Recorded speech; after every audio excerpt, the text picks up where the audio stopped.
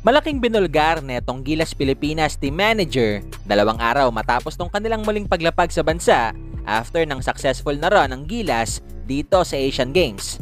Yan matapos mang i-like ang video na ito, mag-subscribe sa ating channel at pakidamay na rin ang ating opisyal na Facebook page. Pero bago natin simulan, alam mo ba ngayon mas madali nang maglaro at manalo dito sa 1xBet? Especially na pwede ka nang mag-cash in at mag-cash out through GCash.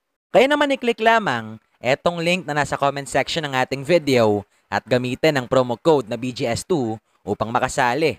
Isama pa natin na pwede mo na rin i-download etong kanilang official app para sa mas malalaking papremyo na nag-aantay sa'yo.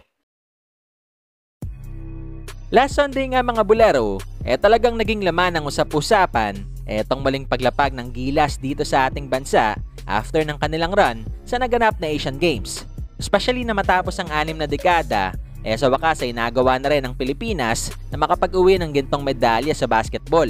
Kung saan kahapon, dito sa naganap na press con na pinangunahan ng Gilas Pilipinas team manager na si Al Francis Chua, may malaking inamin nga ito na siguradong kinagulat ng marami sa atin.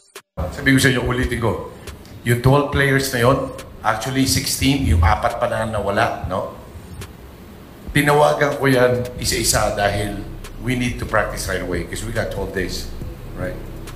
Ni isang player doon, walang sinanong sa akin, magkano bayad sa amin? Magkano allowance? Magkano? Wala. That's the good thing. They're playing in the PBA, nag-sacrifice. The quickest way dati sinasabi namin is to withdraw. Sa kanila naglalabang kami. Walang hiningi. Wala. Ni 5, even sa hotel, no, di ka na even ask. Sabi ko, kahit mag-room service kayo, sagot yan, libre yan lahat. Sila, wala. Normal lahat. They didn't ask. Bigyan mo ng bonus, bigyan ko, well, they don't. Kaya bilib na bilib ako.